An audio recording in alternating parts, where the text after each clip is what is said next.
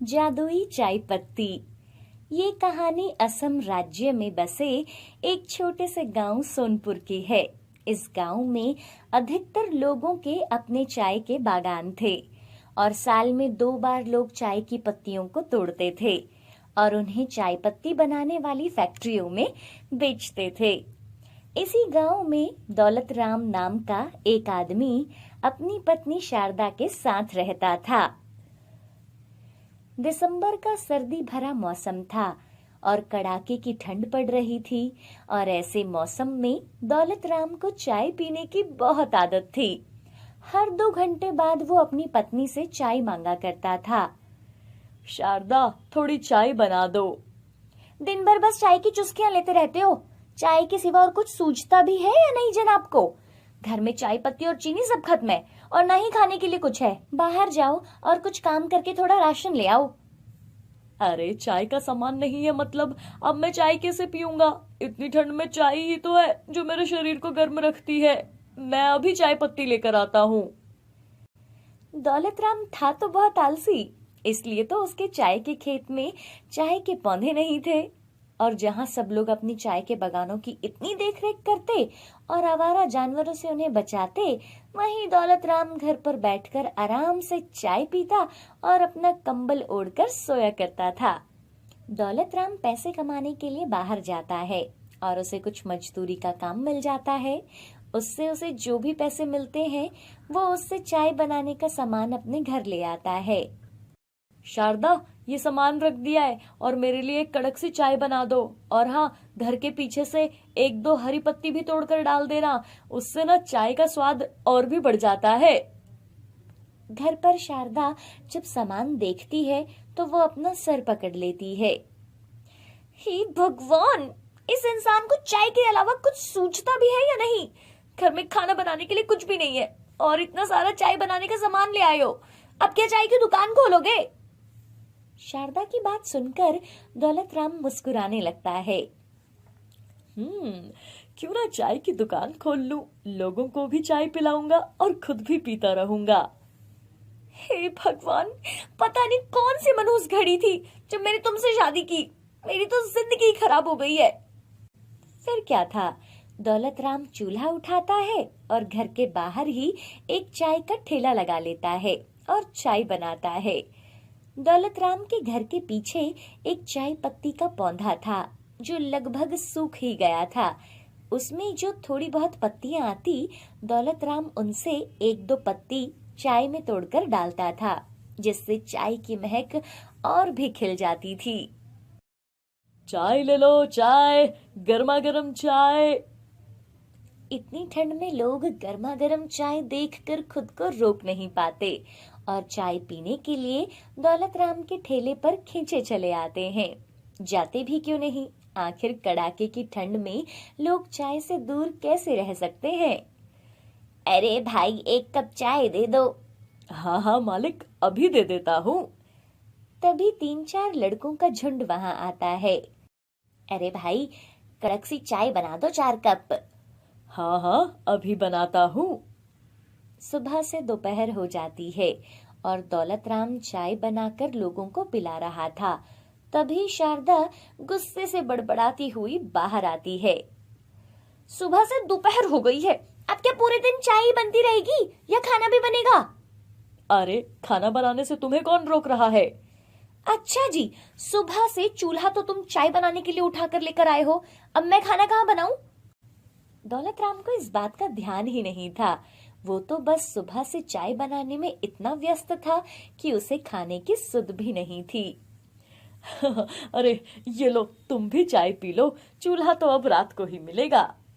मुझे नहीं पीनी तुम्हारी कोई चाय वाय। शारदा गुस्से में अंदर चली जाती है। ऐसे ही सुबह से रात हो जाती है और लोग अब चाय पीने भी नहीं आ रहे थे, इसलिए दौलत राम भी चूल्हा उठाकर अंदर रख देता है और जो दिन भर की चाय पत्ती और थोड़ी चाय बची थी, दौलत राम उसे घर के पीछे लगे चाय के पौधे पर डाल देता है। आज तक तुम्हें हमने पानी तक नहीं डाला, लेकिन आज मैं तुम्हें चाय डाल रहा हूँ। चाय पत्ती के पौधे को चाय डालकर दौलत राम सोने चला जाता है। अगली सुबह दौलतराम फिर से उठता है और अपनी चाय का ठेला लेकर बाहर लगा देता है। दौलतराम चाय पत्ती की कुछ पत्तियां तोड़ने जाता है और वो देखता है कि चाय का पौधा पूरा चाय की पत्तियों से भरा हुआ था और उसमें कुछ फल भी लगे हुए थे। दरअसल ये फल जैसे दिखने वाले चाय पत्ती के बीज होते हैं जो बहुत चमक रहे थे। अरे, कल तक तो ये पौधा आधा सूखा हुआ था, आज रातों ही रात इतना हरा भरा कैसे हो गया और इस पे इतने सारे बीज कैसे हो गए? दौलतराम की आवाज सुनकर शारदा भी वहां आ जाती है और वो पौधे को देखकर हैरान हो जाती है। तभी पौधे में से आवाज आती है, तुम्हारा बहुत धन्यवाद दौलतराम। बेशक तुमने मुझे आज तक पानी नहीं डाला, लेकिन कल रात पूर्णिमा की रात तुमने मुझे चाय से सींचकर एक श्रापित परी को श्राप से मुक्त किया है, जो सालों से इस चाय के पौधे के रूप में अपने श्राप को भोग रही थी। और कल पूर्णिमा की रात तुम्हारी वजह से वो मुक्त हो पाई है। जाते जाते उस जादुई परी ने मुझे एक साधारण चाय पत्ती के पौधे से एक जादुई चाय पत्ती का पौधा बना दिया है। अब मैं चाय पत्ती का जादुई पौधा हूँ।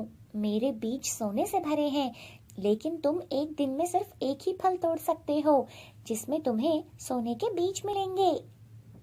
ये बात सुनकर वो दोनों बहुत खुश होते हैं और दौलतराम एक फल तोड़ता है और उसे खोलकर देखता है तो उसमें से सोने के बीज निकलते हैं। दौलतराम उन सोने के बीजों को लेकर बाजार जाता है और उससे उसकी उम्मीद से भी ज्यादा बढ़कर पैसे मिलते हैं। दौलतराम अपने घर लौटकर आता है और वो सारे पैसे अपनी पत्नी को देता है और फिर से चाय का ठेला लगा लेता है। ऐसे दिन भर लोगों को चाय बनाकर वो पिलाता है। हर रात होने पर सारी बची हुई चाय उस पौधे को डाल देता है, लेकिन रात को उसे नींद नहीं आ रही थी। शारदा, उठो ना, अगर कोई हमारे सोने के चाय पत्ती के बीजों को चोरी करके ले गया तो? तुम चुपचाप सो जाओ, किसी को इसके बारे में नहीं पता। लेकिन दौलतराम बस यही सोच रहा था कि कहीं उसके सोने के बीज कोई चोरी ना कर ले। अगली सुबह, जल्दी से सोने के बीज निकालता हूँ। दौलतराम जैसे ही जाता है तो वो देखता है कि वहाँ आज कल से भी ज्यादा बीज लगे हुए थे। शारदा, देखो, आज तो कल से भी ज्यादा बीज हो आए हैं और अगर मैं इन सबको बेचूंगा तब तो मैं एक ही दिन में बहुत अमीर हो जाऊंगा।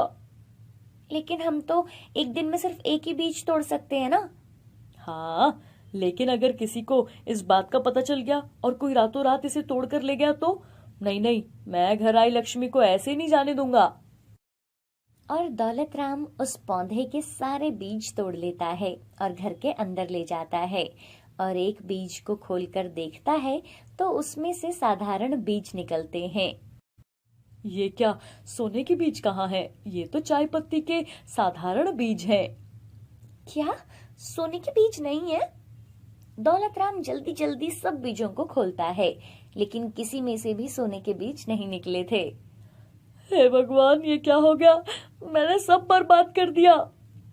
शारदा भी अपने पति को बहुत कोसती है, लेकिन अब पछताए होत क्या जब चिड़िया चुग गई खेत। दौलतराम दुखी था, उसने अपनी घर आई लक्ष्मी को भी दूर कर दिया, लेकिन एक बात अच्छी थी कि वो चाय बनाकर मेहनत करना सीख गया था। अब वो हर रोज चाय के ठेले पर लोगों को चाय पिलाता और अपने घर को चला रहा था। अरे रोशन भाई, आज थोड़े अच्छे और ताजे पपीते देना। सड़े हुए पपीते देखकर लोग मुझसे पपीते ही नहीं लेते। कई बार तो मुझे इन्हें ऐसे ही फेंकना पड़ता है, घर के बच्चे तक इन्हें नहीं खाते। अच्छा, ताजे पपीते चाहिए साहब को? ताजे पपीते का दाम भी मालूम है तुझे? पूरे 100 रुपए का एक पपीता मिलेगा। तुम्हें ये जो 50 रुपए के हिसाब से पपीते दे रहा हूँ ना, ये भी नहीं मिलेंगे ज्यादा नखरे करेगा तो। गोपाल पपीते बेचा करता था। पपीते बेचकर वो जो भी पैसे कमाता था उसी से उसका घर चलता था। लेकिन कुछ समय के बाद उस गांव में रोशन नाम का एक व्यापारी आया था। रोशन मंडी से कम दाम में सारे पपीते खरीद लेता था और फिर गांव में उसे ज्यादा दामों में बेचा करता था। गोपाल भी रोशन से ही पपीते खरीदा करता था। रोशन गोपाल को पुराने बचे हुए पपीते बेचा करता था जो खराब हो चुके होते थे। पपीते ले लो पपीते, मीठे मीठे पपीते ले लो। सुबह से शाम हो जाती है लेकिन गोपाल से कोई पपीता नहीं लेता। ये पपीते लाते हो तुम, इन्हें देखकर तो पपीता खाने का मन भी नहीं करता।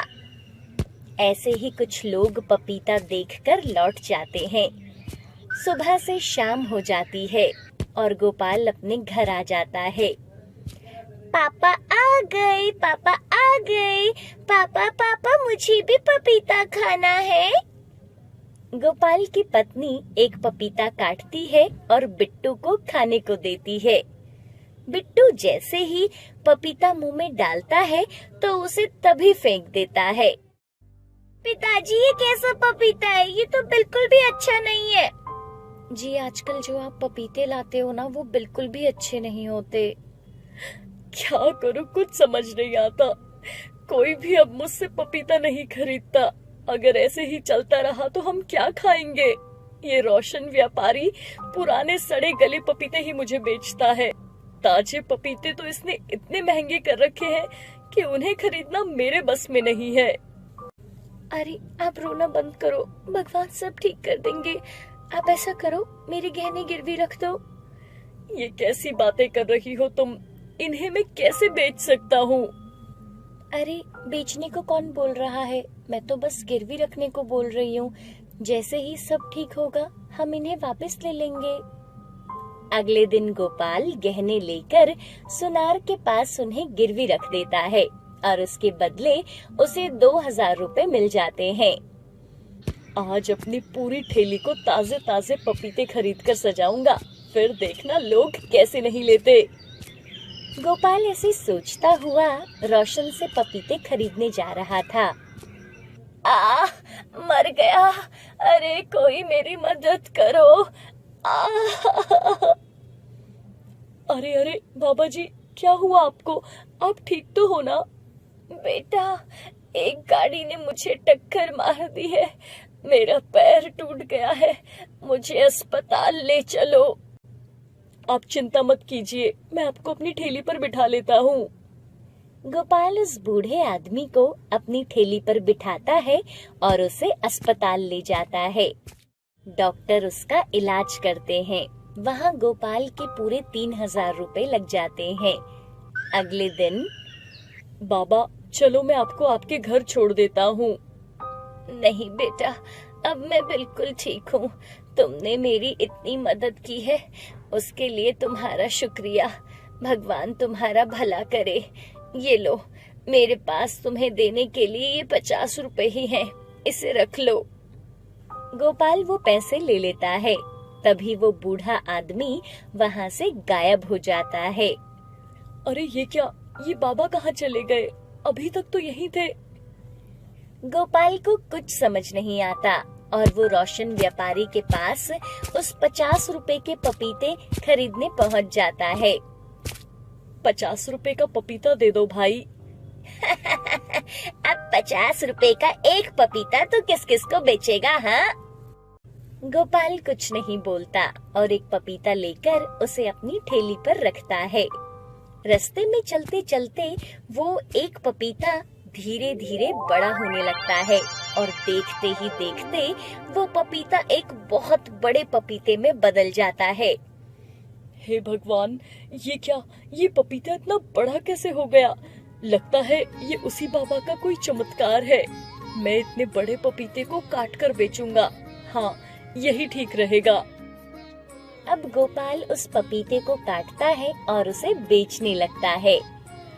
पपीता ले लो पपीता, मीठा मीठा पपीता ले लो।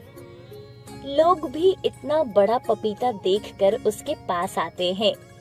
अरे भाई, एक प्लेट पपीता काट कर तो दे दो। ऐसे ही लोग आकर एक एक प्लेट पपीते की खाने लगते हैं और शाम तक उसका सारा पपीता बिक जाता है और गोपाल पूरे 3000 रुपए कमा लेता है। वो बाबा भगवान ही थे, उन्हीं की वजह से ये सब हुआ है। गोपाल खुशी खुशी अपने घर जाता है और घर जाकर अपनी पत्नी को वो सारी बात बताता है। भगवान अच्छे लोगों की हमेशा मदद करते हैं। अगले दिन गोपाल फिर से 50 रुपए का एक पपीता लेता है और रास्ते में चलते चलते वो पपीता बहुत बड़ा हो जाता है। आज फिर देखते ही देखते लोग थोड़ा थोड़ा करके गोपाल से सारा पपीता खरीद लेते हैं। अब गोपाल के पास बहुत पैसे भी आ जाते हैं। लोग गोपाल के इतने बड़े पपीते की खूब चर्चा करते हैं और ये बात रोशन व्यापारी को भी मालूम चलती है। ये गोपाल तो मुझसे ही एक छोटा सा पपीता लेकर जाता है, फिर इसके पास ये बड़ा पपीता आता कहाँ से है, इसका तो पता लगाना ही पड़ेगा। इधर गोपाल पपीता बेचकर अपने घर आ जाता है। ये लो, पूरे 5,000 रुपए हैं। जब से पपीता ठेली पर पड़ा पड़ा अपने आप बड़ा हो रहा है, तब से तो हमारी सारी मुसीबतें ही खत्म हो गई हैं। सही कहा आपने, हम पर भगवान की बहुत कृपा है। ये सब बातें रोशन अपनी खिड़की के बाहर से सुन रहा था। अच्छा, तो ये बात है, ये जादुई ठेली तो मुझे चुरानी ही होगी। हाँ, इस गांव में मैं ही सबसे अमीर हूँ और मैं ही सबसे अमीर रहूंगा। रात के अंधेरे में जब सब सो रहे थे, तो रोशन गोपाल की ठेली चुराकर अपने घर ले जाता है। अरे भाग्यवान, ओ भाग्यवान, जल्दी से तिजोरी के सारे पैसे और अपने जेवर यहाँ लेकर आओ। आज मैं उनको दोगुना करके दिखाऊंगा। क्या सब दोगुना हो जाएगा? रुको रुको, मैं अभी लेकर आती हूँ। रोशन की पत्नी तिजोरी से सारे पैसे और अपने जेवर लेकर आती है। रोशन जब ठेली पर उन्हें रखता है, जादुई ठेली, अब इनको जल्दी से दोगुना कर दो। तभी एक रोशनी ठेली के ऊपर पड़ती है और ठेली पर पड़ा सारा सामान गायब हो जाता है। अरे, ये क्या हुआ? हे भगवान, ये क्या? मेरे सारे जेवर कहाँ चले गए? अरे मेरे जेवर! तभी वो ठेली वहाँ से गायब हो जाती है और सीधा गोपाल के घर पहुँच जाती है। इधर रोशन और उसकी पत्नी अपने लालच की वजह से अपना सब कुछ खो बैठे थे। हे भगवान, मेरे तो सारे पैसे और जेवर लुट गए। हम बर्बाद हो गए। ये सब तुम्हारे लालच की वजह से हुआ है। अगले दिन गोपाल रोशन से पपीते लेने जाता है।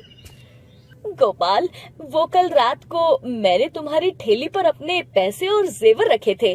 अरे वो सब गायब हो गए, तुम्हें मिले क्या?